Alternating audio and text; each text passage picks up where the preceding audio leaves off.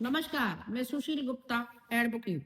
आप देख रहे हैं लीगल टॉक्स और आज हम बात करने जा रहे हैं प्रॉपर्टी लॉ के बारे में। यानी जमीन, मकान, प्लाट, दुकान, इनसे जुड़े आपके कानूनी अधिकार और जरूरी नियम। अक्सर लोग जिंदगी भर की कमाई से प्रॉपर्टी लेते हैं, लेकिन कानून की सही जानकारी न होने की वजह से धोखे का शिकार हो जाते हैं। इस वीडियो को पूरा देखिए, क्योंकि अंत तक आते आते प्रॉपर्टी से जुड़े आपके ज्यादातर सवाल साफ हो जाएंगे। पहला है, प्रॉपर्टी लॉ क्या होता है, समझिए। प्रॉपर्टी लॉ वो कानून है जो यह तय करता है कि प्रॉपर्टी का असली मालिक कौन है, प्रॉपर्टी कैसे खरीदी बेची जाएगी, प्रॉपर्टी कैसे ट्रांसफर होगी और विवाद होने पर कानून क्या कहता है। भारत में प्रॉपर्टी से जुड़े कुछ कानून हैं, जैसे transfer of property act, registration act और भी कई एक्ट और कानून बनाए गए हैं। सेकंड, प्रॉपर्टी के प्रकार। कानून में प्रॉपर्टी दो तरह की मानी जाती है। पहली है चल संपत्ति, जैसे गाड़ी, गहने, पैसे आदि। सेकंड, अचल संपत्ति, जैसे जमीन, मकान, फ्लैट, दुकान। हम आज ज्यादा ध्यान देंगे अचल संपत्ति पर, क्योंकि विवाद यहीं सबसे ज्यादा होते हैं।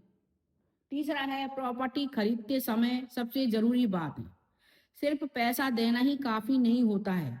खरीदने से पहले यह जरूर जांचें प्रॉपर्टी का टाइटल क्लियर है या नहीं, बेचने वाला असली मालिक है या नहीं, प्रॉपर्टी पर कोई लोन, केस या विवाद तो नहीं है, नगर निगम का या विकास प्राधिकरण की मंजूरी है या नहीं। अगर इन बातों का नजरअंदाज किया तो बाद में कोर्ट के चक्कर पक्के हैं।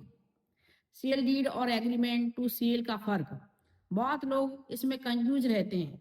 एग्रीमेंट टू सेल भविष्य में प्रॉपर्टी बेचने का वादा, सेल डीड मालिकाना हक का पूरा ट्रांसफर। याद रखिए, जब तक रजिस्टर्ड सेल डीड नहीं होती आप कानून की नजर में मालिक नहीं बनते। फिफ्थ है, रजिस्ट्री क्यों जरूरी है। रजिस्ट्री यानी सरकारी रिकॉर्ड में नाम दर्ज होना। बिना रजिस्ट्री के आपका मालिकाना हक सुरक्षित नहीं रहता है, कोर्ट में दावा कमजोर, धोखाधड़ी का खतरा ज़्यादा। इसलिए हमेशा याद रखें, स्टैम्प ड्यूटी प्लस रजिस्ट्री बराबर सुरक्षित प्रॉपर्टी। सिक्स है, प्रॉपर्टी ट्रांसफर के तरीके। प्रॉपर्टी इन तरीकों से ट्रांसफर हो सकती है: बिक्री, दान, वसीयत, विरासत। इन तरीकों से अपने अलग कानून और प्रक्रिया होती है। सेवेंथ है, पैतृक और स्वयं अर्जित प्रॉपर्टी। यह बहुत अहम पॉइंट है।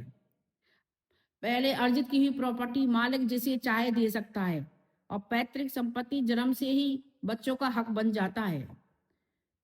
यहीं से ज्यादातर घर के झगड़े शुरू होते हैं। प्रॉपर्टी डिस्प्यूट होने पर क्या करें? अगर विवाद हो जाए तो पहले कानूनी नोटिस, फिर सिविल कोर्ट, जरूरत पड़े तो स्टे ऑर्डर। खुद फैसला करने या झगड़ा करने से बचें, क्योंकि एक गलत कदम केस को कमजोर कर सकता है। महिलाओं में प्रॉपर्टी के अधिकार। आज कानून महिलाओं को बराबरी का हक देता है। बेटी को पैतृक संपत्ति में बराबर हिस्सा, पत्नी को पति की संपत्ति में अधिकार, विधवा महिला को कानूनी सुरक्षा। लेकिन जानकारी न होने से कई महिलाएं अपना हक खो देती हैं। 10th, आखिरी और सबसे जरूरी सलाह, प्रॉपर्टी कोई छोटा फैसला नहीं है। बिना कागज देखे भरोसा ना करें, बिना रजिस्ट्री पैसा ना दें, जरूरत पड़े तो वकील की सलाह लें। कानून की जानकारी आपको ठगों से नहीं, मुश्किलों से बचाती है। अंत में, अगर आपको ये वीडियो उपयोगी लगा हो तो लाइक करें, शेयर करें और सब्सक्राइब करें। जय हिंद, जय भारत।